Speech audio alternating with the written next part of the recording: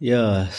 तो आज का जो अपना वीडियो है वो क्या है कि कई सारे स्टूडेंट की ये कंप्लेन है कि यूट्यूब पर वीडियो तो पूरा अपलोड कर देते हो पर कोई भी डेटा अटैच नहीं करते, राइट। अब डेटा अटैच कैसे करेंगे, है ना। वो तो ईमेल आईडी पर मैं क्या करूँगा, एक लिंक दे दूँगा, उससे आप डेटा डाउनलोड करके ये सब हो जाएगा। पर मैं चाहता हूँ कि आप सब एआई का यूज़ करके एक डेटा को बनाना सीखें। तो डेटा बनाने के लिए हमने क्या किया, सबसे पहले गूगल क्रोम पर जो एक ऑप्शन आता है साइड में एआई करके, है ना, उस ऑप्शन को ऑन करना है सबसे पहले आपको। उसको ऑन करने के बाद यहाँ पर आपको इस तरीके से एक नॉर्मल सा, जैसी भी इंग्लिश आपको आती हो वैसा यहाँ पर एक टाइप करना है कि मुझे 500 रोज़ का डेटा चाहिए, इसमें रेट होने चाहिए, आइटम होना चाहिए, है ना, क्वांटिटी होना चाहिए, अमाउंट होना चाहिए। तो इस तरीके से मैंने यहाँ पर पूरा एक प्रॉम्प्ट टाइप कर रहा हूँ। तो आप इसको एक बार अच्छे से पढ़िए, समझिए। फिर आप चाहो तो देखो यूट्यूब पर जूम भी हो जाता है, तो इसको थोड़ा सा जूम करके देख लीजिए कि क्या लिख रहा हूँ, किस तरीके से लिख रहा हूँ। माना कि आपको डेटा चाहिए कोई सिटी के अकॉर्डिंग कि भाई किस सिटी में कितने कीबोर्ड बिके हैं, माउस बिके हैं, लैपटॉप बिके हैं, या फिर आप ये भी देखना चाहते हो कि एम्प्लॉई सैलरी वाइज डिटेल चाहिए आपको, या फिर किसी स्कूल का डेटा चाहिए, है ना। एक रैंडम सा प्रैक्टिस के लिए डेटा। देखो क्या होगा, आप अलग अलग कंपनी में जाओगे, हर एक कंपनी में आपको नए नए डेटा पर फॉर्मूलाज अप्लाई करने पड़ेंगे।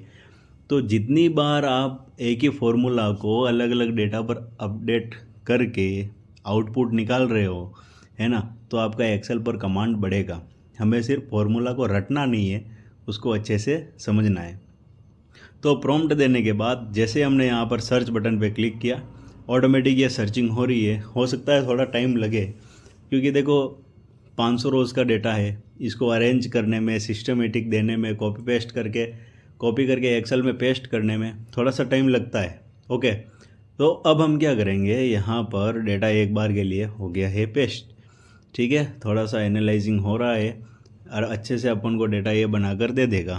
तो हमें थोड़ा सा वेट करना है, ऐसा नहीं है कि ये डेटा नहीं देगा। देखो 3 डॉट जो है वहाँ पर लोडिंग का निशान आ गया है, तो लोड हो रहा है।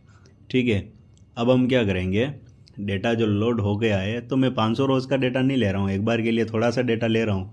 ठीक है, इतना बड़ा डेटा समझाने में भी मुश्किल है, क्योंकि बार बार स्क्रॉल करके ऊपर से नीचे तक जाना पड़ेगा। यहाँ पर कॉपी पर क्लिक करना है, डायरेक्ट विंडोज़ आर करके एक्सेल ओपन करना है, और अपना जो डेटा है यहाँ पर हम क्या कर देंगे, पेस्ट। तो देखो डेटा ऑटोमेटिक हो गया है पेस्ट। अब हम बना लेते हैं इससे फटाफट क्वेश्चंस। तो यहाँ पर सबसे पहले ये जो डेटा है, यहाँ पर मैं एक क्वेश्चन के कुछ टेम्पलेट वगैरह बना लेता हूँ, है ना, जिससे क्या होगा कि आपको V lookup, slicer, conditional formatting, ये सारी चीज़ें सीखने में आसानी रहेगी। तो वी लुकअप के लिए पहले क्वेश्चन बना रहे हैं। यहाँ पर इनवॉइस नंबर को मैंने यहाँ पर कॉपी करके पेस्ट कर दिया। ऐसे ही यहाँ पर हम क्या ले रहे हैं, ये क्या है अपना ये अपना एम्प्लॉय आईडी को ले लिया, फिर हमने प्रोडक्ट नेम को ले लिया। तो मैं क्या करूँगा, यहाँ पर एक ऐसी कंडीशन लगाने के लिए आपको बोलूँगा कि आप जैसे ही इनवॉइस नंबर चेंज करोगे, ऑटोमेटिक बाकी की डिटेल भी चेंज हो जानी चाहिए। अब इनवॉइस नंबर के लिए फिर मैं इस यहाँ पर एक और क्वेश्चन ऐड कर दूँगा कि आपको इनवॉइस नंबर के लिए क्या करना है, ड्रॉप डाउन भी इंसर्ट करना है। तो अब आप ड्रॉप डाउन कैसे इंसर्ट करोगे वो भी हम सीखेंगे इस क्वेश्चन पेपर में।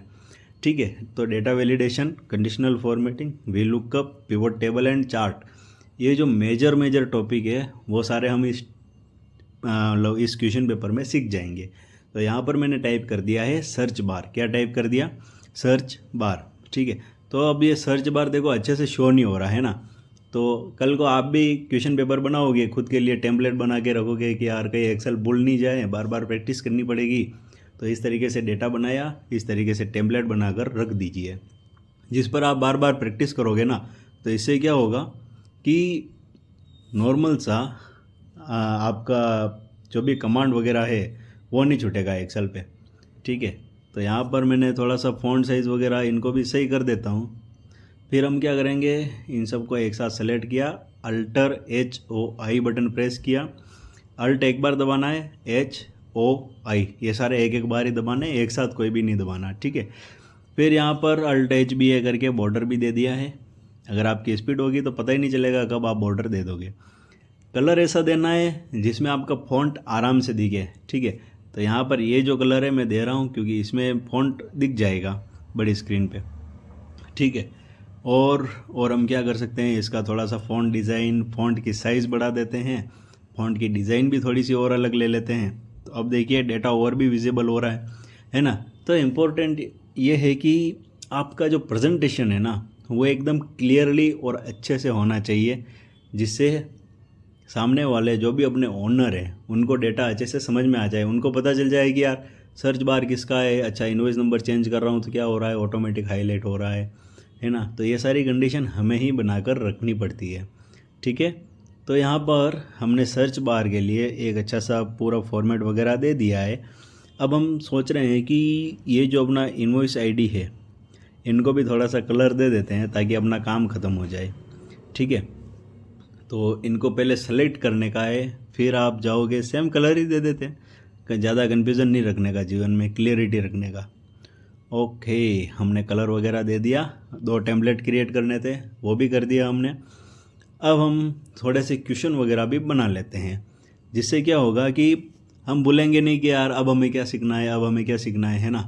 तो क्वेश्चन होने से क्या होता है कि माने कि बॉस क्या करेंगे, बॉस आपसे क्वेश्चन नहीं करेंगे, या फिर आप खुद को अगर आपको कोई भी वैल्यू चाहिए तो आप क्या करोगे, सबसे पहले क्वेश्चन ही करोगे कि मुझे डुप्लीकेट वैल्यू एक्सेप्ट नहीं करनी है, या फिर संडे वाली डेट एक्सेप्ट नहीं करनी है, या फिर हाईलाइट करना है, इस तरीके से क्वेश्चन ही करोगे ना। तो यहाँ पर मैंने कुछ क्वेश्चंस पहले से ही ऐड करके रखे हैं। ये जो हमने लास्ट वाला क्वेश्चन बनाया था वी लुकअप, तो इसके लिए भी मैं लिख देता हूँ कि जैसे ही मैं कोई भी इनवॉइस नंबर को चेंज करूँ ऑटोमेटिक उसके पीछे का डेटा भी अपडेट हो जाना चाहिए, ठीक है। ये सारी चीज़ें लिख दी हमने। फिर क्या हो रहा है, अगला क्वेश्चन एक और मैं सोच रहा हूँ कि पिवोट टेबल का भी बना लेते हैं। पिवोट टेबल में इससे क्या होगा कि पिवोट टेबल ऑप्शन में आपको जो ग्रुप सिलेक्शन ऑप्शन है वो भी सीखने को मिलेगा, है ना। तो यहाँ पर मैंने वी लुकअप का क्वेश्चन बना दिया है,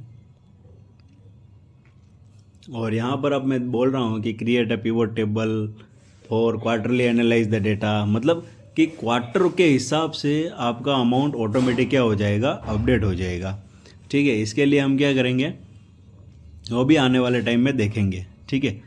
तो यहाँ पर एक बार क्वार्टरली के लिए आपने लिख दिया, क्वार्टरली डेटा अपडेट करना है। फिर अगला जो क्वेश्चन होगा ना वो अपना थोड़ा सा मैं सोच रहा हूँ कि उसको मैं रखूँ स्लाइसर के हिसाब से, ठीक है, ताकि आपको पिवोट टेबल ऑप्शन में स्लाइसर का भी सीखने को मिल जाए।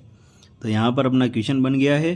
क्या बना question, create a pivot table and chart where you can apply data quarterly, ठीक है, कोई बात नहीं। वेयर यू कैन एनालाइज, जो आपका जो डेटा है ना उसको एनालाइज कर सकते हो कैसे, क्वार्टरली, ठीक है। और यहाँ पर भी हम एक और क्वेश्चन बना देते हैं, also create a pivot table and chart. तो ऐसा पिवोट टेबल और चार्ट बनाओ जिसमें आपको डेटा मंथली दिख रहा हो, और स्लाइसर आप लगाओ प्रोडक्ट नेम पर। प्रोडक्ट नेम पर आप स्लाइसर लगाओगे, देखो स्लाइसर नाम से ही घबरा जाते हैं। स्लाइसर कुछ भी नहीं है, एक तरीके का फ़िल्टर है जो बाहर की साइड आ जाएगा, वहाँ पर बाहर क्लिक करना है और ऑटोमेटिक आपका डेटा अपडेट होता रहेगा, राइट। तो ऐसे घबराने की कोई ज़रूरत नहीं है। तो यहाँ पर हम एक बार लिख देते हैं, क्या लिखेंगे यहाँ पर, पहले क्वेश्चन सोच लेता हूँ, create a pivot table and chart, ठीक है। और वहाँ पर क्या करना है, हमें स्लाइसर अप्लाई करना है, कहाँ पर, प्रोडक्ट नेम पर। तो इससे क्या होगा, अपने प्रोडक्ट नेम पर स्लाइसर इंसर्ट हो जाएगा और डेटा ऑटोमेटिक जल्दी जल्दी फिल्टर होता रहेगा, ठीक है। तो क्वेश्चन वगैरह हमने लिख दिए हैं, कंप्लीट हो गया है। इसको भी थोड़ा सा हम सेलेक्ट करके, है ना, एक बार क्या करेंगे, इसको सेलेक्ट करके थोड़ा सा फ़ॉन्ट साइज़ मैं सोच रहा हूँ इसकी बढ़ा दूँ ताकि आपको डेटा अच्छे से विजिबल हो सके। तो यहाँ पर अब हम क्या कर रहे हैं, पूरा इसको सेलेक्ट कर लेते हैं इस तरीके से, और फ़ॉन्ट साइज़ वगैरह बढ़ा देते हैं ताकि आपको डेटा अच्छे से दिखे। अभी क्या बिल्कुल छोटे छोटे पॉइंट है, मेरे को ही नहीं दिख रहे, ठीक है। अब बराबर है, अब बराबर, अब हमें शो भी हो रहे हैं। तो सबसे पहला जो क्वेश्चन है फॉर्मेटिंग अप्लाई करना, तो फॉर्मेटिंग अप्लाई करने के लिए कंट्रोल ए से डेटा सेलेक्ट किया। फिर आपको क्या करना है, देखो जो भी कॉलम है ना उनकी विड्थ को सेट करना है ताकि डेटा एक दूसरे सेल में न दिखे, बराबर क्लियर दिखे। तो यहाँ पर ऐसा डबल डबल क्लिक करोगे तो काफ़ी सारा टाइम वेस्ट होगा। ये देखो ऐसा डबल क्लिक कर रहे हैं तो टाइम वेस्ट हो रहा है ना। तो अब हम क्या करेंगे, कंट्रोल जेड कर देता हूँ, अल्टर प्रेस करेंगे, एच प्रेस करेंगे, ओ और फिर क्या प्रेस करेंगे, आई। तो alter H O I, auto fit column width. तो ऑटो फिट कॉलम विद हमने कर दिया है। अभी देखो हम एक गलती कर रहे हैं, हमारा ए और बी जो कॉलम है ना वो पीछे रह गया बेचारा। तो ए और बी कॉलम बाद में सेट करेंगे, इससे हम फॉर्मेट पेंटर भी यूज़ करना सीख जाएंगे। ठीक है, तो अभी देखो कितनी मेहनत कर रहे हैं अपन फॉर्मेटिंग देने में। पूरा फॉन्ट वगैरह सेलेक्ट किया, फिर उसको बोल्ड किया, है ना। यहाँ पर थोड़ी सी फॉन्ट साइज़ इंक्रीज़ कर रहे हैं, ये सबको बॉर्डर दे रहे हैं, बॉर्डर भी दे दिए। ठीक है, पूरा सेंटर में ले आए डेटा को, अल्टर एच वाई फिर से प्रेस किया। इसके बाद और क्या कर रहे हैं अपन, थोड़ा सा कलर वगैरह भी देना ही है, वो बाद में देंगे। अभी देखो यहाँ पर ए और बी कॉलम रह गए, तो ये देखो एम्प्लॉय आईडी पे सेलेक्ट करके फॉर्मेट पेंटर, और ये देखो ऑटोमेटिक फॉर्मेटिंग अपडेट हो गई। माना कि 10 से 15 तरीके की अगर आप फॉर्मेटिंग लगाते ना और उनको फिर से लगाते तो आपका डबल टाइम वेस्ट हो जाता। फॉर्मेट पेंटर तुरंत आपका इलाज कर देगा। ठीक है, यहाँ पर हमें क्या करना है, एक बार फ़ॉन्ट का जो साइज़ है ना, ये ए और बी कॉलम अपन से रह गए थे तो इनके फ़ॉन्ट का साइज़ भी हम चेक कर लेते हैं किस तरीके से है। पहले इन दोनों कॉलम को हमें क्या करना है, सेलेक्ट कर लेना है इस तरीके से प्रॉपर, और एक पॉइंट बढ़ा देते हैं थोड़ा सा ताकि दोनों का लेवल मैच हो जाए, अपना डेटा अलग अलग नहीं दिखे। फिर सेलेक्ट करके अल्ट एच बी ए और बॉर्डर वगैरह अप्लाई हो जाएंगे। Alter H B A border apply हो गए। ठीक है, डेटा यहाँ तक थोड़ा सा व्यवस्थित दिख रहा है हमें। और क्या कर सकते हैं अपन, और ये कर सकते हैं कि जो अपनी हेडिंग है ना उस हेडिंग को भी हम कलर दे देंगे। ये फॉर्मेट के लिए ही बोल रहा है, पूरा फॉर्मेट कर दो अच्छे से। ठीक है, फॉर्मेट कर रहे हैं, और हेडिंग को ऐसा सेलेक्ट करके हमें क्या करना है, कलर ऑप्शन में जाना है और कलर दे देना है। देखो वही कलर दे रहा हूँ मैं, ज़्यादा क्लियरिटी चाहिए अपन को, है ना। ऐसा अलग अलग कलर करेंगे तो अभी कन्फ्यूज़न होता है। ठीक है, तो यहाँ पर अब अपना जो सेकंड क्वेश्चन है वो ये है कि इनवॉइस आईडी जो है ना वो कोई भी डुप्लीकेट वैल्यू एक्सेप्ट नहीं करनी चाहिए। अब यार ये कैसे होगा, इसके लिए पहले क्या करना पड़ेगा, इनवॉइस आईडी को आपको इस तरीके से सेलेक्ट करना है। तो नॉर्मली आपने देखा होगा कि यार बहुत बड़े डेटा में आप अगर काम कर रहे हो तो डुप्लीकेट इनवॉइस आईडी भी बार बार लिख देते हैं, पर ये तो गलत है। तो आप चाहते हो कि इनवॉइस नंबर किसी भी कंडीशन में डुप्लीकेट नहीं होना चाहिए, तो आप क्या करोगे, पहले सेलेक्ट करोगे, डेटा टैब में जाओगे, और डेटा टैब में जाने के बाद कौन से ऑप्शन पे जाओगे, data validation. Data validation option पर जाना है ना। तो सबसे पहले आप चले गए डेटा वैलिडेशन ऑप्शन पर, तो ये कहाँ पर आएगा, डेटा टैब में, डेटा टूल्स और डेटा वैलिडेशन। यहाँ पर अब हमें क्या करना है, कस्टम ऑप्शन सेलेक्ट करना पड़ेगा। क्यों करना पड़ेगा, क्योंकि यार मैं चाहता हूँ कि डुप्लीकेट वैल्यू कोई भी एक्सेप्ट ना हो। तो इसके लिए हम क्या फार्मूला लगाएंगे, सबसे पहले काउंट ई फार्मूला लगाएंगे, कंट्रोल के साथ शिफ्ट के साथ ब्रैकेट ओपन करेंगे, और फिर हम रेंज को लेकर F4 से क्या कर देंगे, फिक्स कर देंगे। देखो कई जने क्या होते हैं कि फॉर्मूला भूल जाते हैं और यहीं पर क्या लिख देते हैं, 1 लिख देते हैं, फिर ब्रैकेट क्लोज लिख कर =1। तो ये चीज़ क्या होगी, गलत हो जाएगी आपकी। हमें यहाँ पर क्या करना है, इस तरीके से नहीं करना। थोड़ा सा जूम करके भी बता देता हूँ मैं आपको, है ना, ताकि आपको पता चले। देखो 1 लिख रखा है तो यहाँ पर 1 को हम हटाएंगे। रेंज को फिक्स करना बहुत ज़रूरी है, कैसे करते हैं, F4 बटन से 1 को हटा दिया, और यहाँ पर हमने जो रेंज सेलेक्ट करी है ना उसमें सिर्फ एक सेल लेना है। ये एक सेल ले लिया, और ये जो सेल है वो रिपीट होनी चाहिए कितनी बार, एक बार ही रिपीट होना चाहिए। पूरा फॉर्मूला समझ में आ गया। अब मैं ओके कर दूँ प्रेस, चलो ओके प्रेस करते हैं।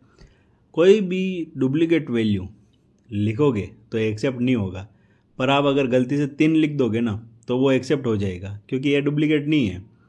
ठीक है, तो हमें यहाँ पर क्या करना है कि मैं एक काम करता हूँ, F2 करके 4 को रिमूव करके क्या लिख देता हूँ, 3, तो एक्सेप्ट नहीं हुआ। ठीक है, तो अब अपना फॉर्मूला सही लग गया, डेटा वैलिडेशन बराबर काम कर रहा है, तो हम जल्दी से फटाफट अगले क्वेश्चन पर आ जाते हैं।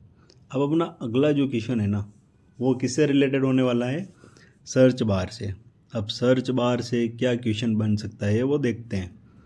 ठीक है, तो यहाँ पर है कि आप जैसे ही सर्च बार में ड्रॉप डाउन बटन से कोई भी इनवॉइस आईडी वगैरह चेंज करोगे ना, तो ऑटोमेटिक वो रो हाईलाइट हो जानी चाहिए। तो यहाँ पर आपका एक और कंसेप्ट क्लियर करना पड़ेगा। क्या कंसेप्ट है कि जब भी आपको बोले ना रो हाईलाइट करना है, तब डेटा को हेडिंग छोड़ कर लेना है। तो देखो, मैंने अभी क्लिक कहाँ किया? सर्च बार के जस्ट नीचे। यहाँ पर क्यों क्लिक किया? क्योंकि यहाँ पर मुझे ड्रॉप डाउन बटन चाहिए। तो डेटा वैलिडेशन ऑप्शन में गए, डेटा वैलिडेशन, यहाँ पर हम क्या करेंगे, अलाउ में यहाँ पर हम ले लेंगे लिस्ट। क्या ले लेंगे? ऐसा लिस्ट ले लेंगे। फिर हम जाएंगे सोर्स, और सोर्स में हम क्या करेंगे, इनवॉइस नंबर को सेलेक्ट कर देंगे। इनवॉइस नंबर सेलेक्ट कर दिए, ओके कर दिया, और आपका ये ड्रॉप डाउन लिस्ट बनकर तैयार हो गया है। बरोबर, ठीक है। अब अगला जो काम है ना, वो ये है कि इस ड्रॉप डाउन में से जो भी हम सेलेक्ट कर रहे हैं ना, उस हिसाब से ऑटोमेटिक रो भी हाईलाइट हो जानी चाहिए। अरे यार, ये काम कैसे करेंगे? ये काम करने के लिए हमें यूज़ करना पड़ेगा कंडीशनल फॉर्मेटिंग का। अब कंडीशनल फॉर्मेटिंग कहाँ पर होती है? होम टैब में। ये रही कंडीशनल फॉर्मेटिंग ऑप्शन। ठीक है, अब हमें क्या करना है? रो हाईलाइट करना है। तो मैं बार बार बोल रहा हूँ, हेडिंग को छोड़कर डेटा सेलेक्ट करना है। तो हेडिंग को छोड़ दिया और ये पूरा डेटा आप सेलेक्ट कर दो। कंट्रोल शिफ्ट डाउन एरो करोगे तो एक ही बार में लास्ट तक सेलेक्ट हो जाएगा। फिर हमें जाना है कंडीशनल फॉर्मेटिंग ऑप्शन पर। न्यू रूल जो ऑप्शन है, इस पर आओगे और यहाँ पर एक और ऑप्शन आपको दिखेगा, यूज़ अ फॉर्मूला। देखो, यूज़ अ फॉर्मूला पर आ गए, बरोबर, ओके। अब यहाँ पर इजिकल टू प्रेस करो। इजिकल टू है ना, एक्सेल में कोई भी फॉर्मूला कहाँ से स्टार्ट होता है? Is equal to. चलो, इजिकल टू से कर दिया। फिर यहाँ पर आप सेल लोगे, जो ड्रॉप डाउन बनाया था ना, वो वाला सेल लेना है कि ये जो सेल है ना, ये बराबर है, ये किसके बराबर है? एक कॉलम के बराबर है। तो ए लेने के बाद दो बार F4 प्रेस करोगे तो आपका ए कॉलम ऑटोमेटिक क्या होगा? फिक्स हो जाएगा। ए कॉलम फिक्स करने के बाद अच्छे से कोई भी फॉर्मेटिंग वगैरह हमें यहाँ पर सेलेक्ट करनी पड़ेगी। ठीक है, ये वाला कलर ले लो, चलो कोई बात नहीं, ओके करो, ओके करो। और अब देखो, अब ऑटोमेटिक यहाँ पर रो हाईलाइट हो रही है। चलो ड्रॉप डाउन चेंज करते हैं, होता है कि नहीं होता है।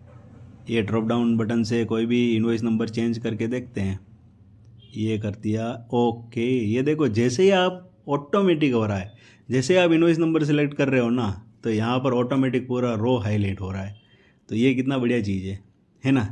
चलो, अच्छी चीज़ सीखने को मिली, कंडीशनल फॉर्मेटिंग। और इसमें क्या सीखने को मिला? रो हाईलाइट कैसे करते हैं ये। ठीक है। अब ये आप कहाँ कहाँ पर यूज़ कर सकते हो? कोई लार्ज डेटा है, कोई कॉरपोरेट ऑफिस में आप काम कर रहे हो, या खुद को ही कोई डेटा एनालाइज करने का है कि यार कोई एम्प्लॉय आईडी कौन है, ये एम्प्लॉय आईडी किसकी है वगैरह, हाईलाइट कर दो इसका डेटा, तब तुरंत देख लेते हैं, है ना। चलो, अगला अगला जो क्वेश्चन है वो अपना है किससे रिलेटेड? व्हील लुकअप से रिलेटेड। पर आज अपन व्हील लुकअप थोड़ा सीखने का मूड कम ही है। विदाउट व्हील लुकअप के कैसे करते हैं? मेरे पास क्या है कि एक्सेल 2021 वाला है, तो इसमें हमारे एक और ऑप्शन यूज़ में आ जाएगा, एक्स लुकअप। ठीक है, तो देखते हैं कैसे क्या होता है। तो यहाँ पर इनवॉइस आईडी में हम सबसे पहले लिस्ट क्रिएट करेंगे, ड्रॉप डाउन लिस्ट। अभी जस्ट आपको सिखाया था, फिर से देख लीजिए, कंफर्म सीख जाओगे। तो यहाँ पर सोर्स में जाकर हम क्या ले रहे हैं? इनवॉइस आईडी को ले रहे हैं। इनवॉइस आईडी लेने के बाद अब हम प्रेस करेंगे ओके, और ये देखो इनवॉइस आईडी में फटाफट से ड्रॉप डाउन बना दिया। अब जैसे ही मैं यहाँ पर कोई भी ड्रॉप डाउन लिस्ट ले रहा हूँ ना, तो ऑटोमेटिक क्या हो रहा है कि यहाँ पर पीछे डेटा भी अपडेट हो जाना चाहिए। अब डेटा कैसे अपडेट होगा, इसके लिए क्या करेंगे हम? ठीक है, तो देखो, ड्रॉप डाउन बनाने के बाद अब हमें क्या करना है, यहाँ पर कुछ फार्मूला वगैरह अप्लाई करना पड़ेगा। तो कौन सा फार्मूला लगा रहे हैं? वे लुकअप नहीं यार, वे लुकअप नहीं लगाना है आज हम थोड़ा सा एक्स लुकअप का यूज़ करेंगे, एक्स लुकअप का। ठीक है, एक्स लुकअप फार्मूला बहुत ही ईजी है। वी लुकअप से तो काफ़ी अपडेटेड फार्मूला है, पर 2013 के लिए तो वी लुकअप ही भगवान है, क्या करें। वी लुकअप फार्मूला लगाने के बाद हमें यहाँ पर सबसे पहले लुकअप वैल्यू को फिक्स करना है ना। देखो लुकअप वैल्यू मैंने फिक्स करी है पर कॉमा नहीं लगाया और ऑटोमेटिक यहाँ पर रेंज ले रहा हूँ, तो ये गलती कॉमन है। हम यहाँ पर फिर से इस सबको रेंज को रिमूव करेंगे और एक बार क्या कर देते हैं, लुकअप वैल्यू को लेते हैं शांति से। तो कोई भी फॉर्मूला जल्दबाजी मत लगाना वरना आपका दिमाग ख़राब होगा और आप एक्सेल एक ही बार में बंद कर दोगे। लुकअप वैल्यू लेने के बाद फिक्स करने के बाद कॉमा लगाया, रेंज को ले लिया और यहाँ पर अब हम क्या ले लेंगे, रिटर्न एरे। अब रिटर्न एरे में क्या करोगे, रिटर्न एरे के लिए अब हम करेंगे भाई साहब यहाँ पर रिटर्न किस में से चाहिए हमें, यहाँ पर चाहिए हमें एम्प्लॉय आईडी से। तो एम्प्लॉय आईडी ले ली और ब्रैकेट क्लोज और अब एंटर मार देंगे, बराबर हो गया काम। ठीक है, अब हम यहाँ पर अब हमें चाहिए यहाँ पर प्रोडक्ट का नाम। अच्छा, इनवॉइस नंबर पे कौन सा प्रोडक्ट है वो चाहिए, तो क्या किया सबसे पहले लुकअप वैल्यू। लुकअप वैल्यू कौन सी रेंज में है वो रेंज लेनी है। हमारा इनवॉइस, भाई इनवॉइस नंबर तो इनवॉइस आईडी में ही होगा ना। फिर अब हमें जो भी चाहिए ना वो रिटर्न एरे, जैसे हमें यहाँ पर क्या चाहिए, प्रोडक्ट नेम चाहिए, तो प्रोडक्ट नेम अपना क्या हो गया, रिटर्न एरे हो गया। इसको अभी ब्रैकेट क्लोज और एंटर कर देंगे। ठीक है, अब यहाँ पर हमें क्या चाहिए, टोटल अमाउंट चाहिए। टोटल अमाउंट कैसे लोगे आप, टोटल अमाउंट के लिए हम क्या करेंगे, लुकअप, देखो लुकअप वैल्यू लुकअप एरे एकदम फिक्स है, यहाँ पर कोई भी चेंजेस नहीं करना है। हम सिर्फ चेंजेस किसको कर रहे हैं, टेबल एरे को। क्यों चेंज कर रहे हैं, देखो नॉर्मली क्या होगा, वे लुकअप में आप नंबर लिख दोगे, 2 नंबर 3 नंबर 4 नंबर 5 नंबर, पर यहाँ पर हमें चेंज क्यों करना पड़ रहा है, क्योंकि एक कॉलम छोड़कर एक कॉलम में हमारा आंसर आ रहा है। पर इसी प्रॉब्लम के लिए हम यूज़ करेंगे अगले वीडियो में इंडेक्स मैच फंक्शन का। ठीक है, पर एक बार आप एक्स लुकअप फंक्शन को अच्छे से सीख जाइए, इसके बाद करेंगे। अगला जो अपना टॉपिक होने वाला है ना, अगला अपना टॉपिक क्या होने वाला है भाई, अगला क्वेश्चन। तो यहाँ पर तो देखो मैं ऑटोमेटिक ही इनवॉइस आईडी वगैरह चेंज कर रहा हूँ, नंबर भी चेंज हो रहे हैं। अगला जो क्वेश्चन है वो अपना है पिवोट टेबल बनाना। पिवोट टेबल आप कैसे बनाओगे, चलो ये सीखते हैं। तो पिवोट टेबल के लिए हम क्या करेंगे, सबसे पहले अपना जो डेटा है इसको कंट्रोल ए से क्या कर लेना है, सेलेक्ट कर लेना है। तो कैसे सेलेक्ट करेंगे अपन, कंट्रोल ए से। चलो कंट्रोल ए प्रेस करो भाई, ये क्या कर रहे हो, डेटा इधर उधर क्लिक करो, कंट्रोल ए, क्या हो गया, कुछ मैटर है क्या, संभाल लेता हूँ। अच्छा, मैटर ये है कि अपने पास डेटा थोड़ा सा है, इस डेटा को मैं थोड़ा सा बढ़ा देता हूँ, है ना। बिल्कुल लास्ट तक आया, एकदम पूरा लास्ट तक आने के बाद, एक मिनट, पूरा क्वार्टर तो चाहिए ना यार, क्वार्टर तो अपने पास एक ही है, तो ये डेटा तो तुरंत एनालाइज हो जाएगा। हम हर एक चीज़ की टोटल मारेंगे, ये क्वार्टरली एनालाइज हो गया। यहाँ पर इन दोनों को सेलेक्ट करके ऐसा ड्रैग करूँगा ना, प्लस कर रहा हूँ तो कोई काम नहीं आ रहा है अपना। यहाँ पे मैं क्या करूँगा, दोनों को सेलेक्ट करके नीचे तक डाउन तक ड्रॉप कर देता हूँ, ड्रैग एंड ड्रॉप। तो ड्रैग एंड ड्रॉप करने के बाद क्या होगा, आ जाओ और आ जाओ थोड़ा सा ऊपर ऊपर ऊपर, ये हो गया बरोबर। तो ये अपना डेटा, देखो डेटा बढ़ा भी दिया और अपने पास कोई भी प्रॉब्लम भी नहीं आई। ठीक है, इसको भी हम क्या करेंगे, दोनों को सेलेक्ट करके ऐसा डाउन साइड तक ड्रैग कर लेते हैं, खींचो फटाफट, बस ओके रुक जाओ। अब हम इन सबको काउंट कर लेते हैं। तो ये देखो ये इतना बड़ा डेटा है, कितने, यार ये तो बहुत ज़्यादा बड़ा है, ज़्यादा पेस्ट नहीं कर पाएंगे। हमें कितने रोज चाहिए देख लेते हैं, यहाँ पर कंट्रोल डाउन, और यहाँ पर देखो आप बिल्कुल 50 तक का डेटा कॉपी पेस्ट करना है, तो ऊपर तक सेलेक्ट करो और इधर साइड में देखो नीचे काउंट चल रहा है ना, 50 तक हो गया कॉपी, और ऐसा यहाँ पर सेलेक्ट करके अब हम क्या कर देंगे, पेस्ट। ये अपना डेटा हो गया पेस्ट, बिल्कुल बराबर है, एग्जैक्ट है। अब अपने डेटा को, ठीक है, ये डेट वगैरह सब कुछ सेट कर दी मैंने, अल्ट HY वगैरह कर देते हैं, पूरा पेस्टेज वैल्यू वगैरह, ठीक है बराबर है। अब हम क्या कर रहे हैं, कंट्रोल A से डेटा को सेलेक्ट कर रहे हैं, कंट्रोल A से बराबर। अब इंसर्ट टैब में हम जाएंगे, पिवोट टेबल दिख रहा है, पर यहाँ पर तो सिर्फ पिवोट टेबल ही बनेगा, हमें तो पिवोट टेबल और चार्ट दोनों एक साथ बनाने हैं। तो इसके लिए हम क्या करेंगे, सबसे पहले pivot table and chart option में जाएंगे, यहाँ पर ओके प्रेस करेंगे। तो देखो ओके प्रेस कर रहा हूँ ना मैं, तो ये नहीं हुआ, क्यों नहीं हुआ? क्योंकि यहाँ पर एक सेल जो है वो थोड़ा कॉपी करने के लिए बोल रहा है। इसको हटा के एस्केप बटन प्रेस करके अब फिर से करते हैं अपन और ओके प्रेस करेंगे। ओके, वेरी गुड, हो गया। यहाँ पर हम लेंगे डेट और यहाँ पर लास्ट में क्या ले लेंगे, अमाउंट को ले लेंगे। ठीक है, तो अमाउंट ले लिया हमने और डेट को भी ले ली। थोड़ा सा इधर एकदम से व्यवस्थित जमा देते हैं। इसका नाम क्या देते हैं, क्वार्टरली अमाउंट जो भी आपको quarter wise amount, quarterly amount है ना, जो भी आपको अच्छा लगे, जो भी सही हो वो नाम ही देना, हर कुछ नहीं देना। चाहो तो एक बार गूगल से भी पूछ लेना। ठीक है, क्योंकि अपन अकाउंटेंट है, अपन डेटा एंट्री ऑपरेटर है, अपना काम है क्लियरिटी रखना, है ना, मिक्सअप नहीं रखना है। चलो, क्लियरिटी के साथ अब हमने डेटा बना दिया है, इसको भी मैं एक बार के लिए हटा देता हूँ। चलो, अब अपना इधर डे वाइज डेटा आ गया, तो मुझे क्या करना है, इसको क्वार्टर में बदलना है। तो देखो वाइट कलर का प्लस आया और क्लिक किया तो सिर्फ एक सेल ही सेलेक्ट हुआ। फिर हमें यहाँ पर पिवोट टेबल एनालाइज ऑप्शन में जाना है। पिवोट टेबल एनालाइज वाले टैब में ग्रुप सिलेक्शन ऑप्शन दिख गया आपको, इस पर क्लिक करने का। फिर यहाँ पर हमें सिर्फ क्वार्टरली सेलेक्ट करना है और क्या करना है, इसको हटा देंगे, ओके करेंगे प्रेस। तो देखो जैसे ही मैंने ओके प्रेस किया, क्वार्टर 1, क्वार्टर 2, क्वार्टर 3 का डेटा ऑटोमेटिक अपडेट हो गया है। ओके, वेरी गुड, बहुत बढ़िया काम कर दिया आपने। कलर चेंज करने हैं तो ये डेटा रो में पेस्ट कर दो, तीनों का कलर अलग अलग हो गया, पर आपका टेबल हिल गया यार। तो इसके लिए मैं क्या करूँगा, ये तो जस्ट समझाने के लिए कि कैसे क्या होता है।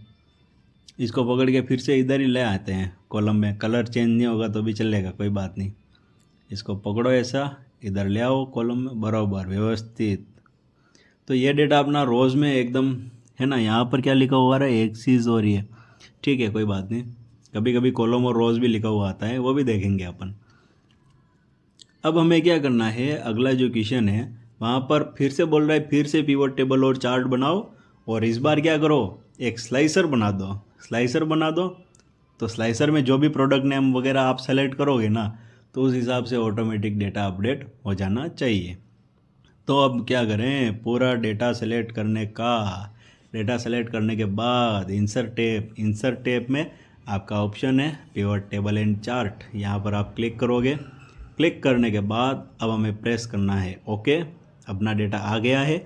यहाँ पर सेम चीज़ मैं फिर से ले रहा हूँ, डेट और क्या ले लूँगा, इनवॉइस नंबर। तो देखो डेट और इनवॉइस नंबर ले लिया, पर इस बार मैं कोशिश करता हूँ कि मंथ वाइज डेटा शो हो, है ना, मंथ वाइज डेटा। और इनवॉइस नंबर बोल रहा था, उसकी जगह अमाउंट है, ओके, ज़्यादा कन्फ्यूज मत होना। तो ये देखो अपने पास डेटा आ रहा है, पर ये शायद डेट के हिसाब से, मैं इसको थोड़ा सा क्या करता हूँ, मंथ वाइज कन्वर्ट करने के करता हूँ। ठीक है, मंथ वाइज कैसे करोगे, यहाँ पर क्लिक किया, पिवट टेबल एनालाइज, अपने पास ऑप्शन है ग्रुप सिलेक्शन। तो ये ऑप्शन दूसरी बार यूज़ में आया है ना। तो इससे आपको ज़्यादा सीखने को मिलेगा कि यार चलो क्वार्टर कैसे करते हैं, मंथ कैसे करते हैं। तो मंथ वाइज जैसे ही डेटा अपडेट किया ना, ऑटोमेटिक अपना चार्ट भी अपडेट हो गया है। ठीक है, आपका चार्ट अपडेट हो गया है। अब हमें क्या करना है, ये जो चार्ट है देखो, इस पर क्लिक करके आप चाहो तो मंथ वाइज अमाउंट वगैरह इसकी हेडिंग भी चेंज कर सकते हो अभी, है ना। चलो कोई बात नहीं, यहाँ पर pivot table analyse slicer option पे क्लिक करके प्रोडक्ट नेम को लोगे और ओके करोगे, और इस स्लाइसर को साइड में ले आओ। अब जिस भी आइटम पर आप क्लिक करोगे ना, उस आइटम का डेटा ही शो होगा, दूसरों का डेटा शो नहीं हो रहा है। देखो सिर्फ एक क्लिक में आपके पास चार्ट भी आ रहा है, किस मंथ में ज़्यादा सेल हुई है, ऑटोमेटिक हमें पता चल रहा है ना। तो कितना बढ़िया ऑप्शन है स्लाइसर ऑप्शन। चलो थोड़ा सा इसका पिवट टेबल है ना, सॉरी चार्ट, इसका डिज़ाइन भी चेंज कर देते हैं। यार इसमें तो कोई डेटा समझ में नहीं आएगा, ये वाला ही रखना सही रहेगा थोड़ा सा। चलो यहाँ पर मैं सोच रहा हूँ परसेंटेज वाला ले लूँ, परसेंटेज वाला ले लेता हूँ।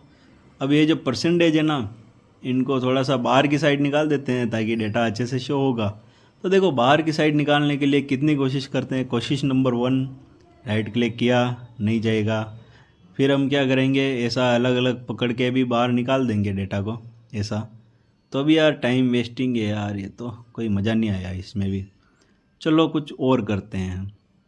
और मैं गया डेटा लेबल में, यहाँ पर आउटसाइड किया, पर यार एक ही आउटसाइड हुआ। तो अब हमें क्या करना है, अलग अलग सेलेक्ट कर रहे हैं नहीं है, बाहर सेलेक्ट किया, अंदर की साइड एक बार क्लिक करो, ऐसा सारा सेलेक्ट हो गए। अब आप करो आउटसाइड, ये देखो एक ही बार में आपका डेटा आउटसाइड चला गया, जो भी परसेंटेज थे वो आउटसाइड में चले गए। ठीक है, बढ़िया हो गया बात। अब देखो यहाँ पर, देखो जैसे ही चेंज कर रहे हैं ऑटोमेटिक, जैसे ये इसको हटा देते हैं, देखो स्लाइसर चेंज करो, ऑटोमेटिक आपके परसेंटेज वगैरह भी अपडेट हो रहे हैं। ठीक है, बढ़िया है। चलो, अगर दो आइटम को एक साथ सेलेक्ट करना हो तो आप कैसे करोगे? तो दो आइटम को एक साथ सेलेक्ट करना हो तो कंट्रोल के साथ आप अगर सेलेक्ट करोगे ना, तो यहाँ पर दो आइटम एक साथ सेलेक्ट हो जाएंगे। ओके, तो इसी तरीके से आपको बार बार प्रैक्टिस करते रहना है ना, और बार बार आपको पिवोट टेबल एंड चार्ट बनाना है, स्लाइसर इंसर्ट करना है। क्वेश्चन को 3 से 4 बार इस पेपर को अगर आपने सोल्व कर दिया तो x lookup, pivot chart, conditional formatting में ये सारे ऑप्शन क्लियर हो जाएंगे। यहाँ पर अब आप हेडिंग को अच्छे से लिख दीजिए, जैसे मंथ वाइज अमाउंट लिख दिया और ओके। चलिए, थैंक्स, मिलते हैं अगले वीडियो में। ओके।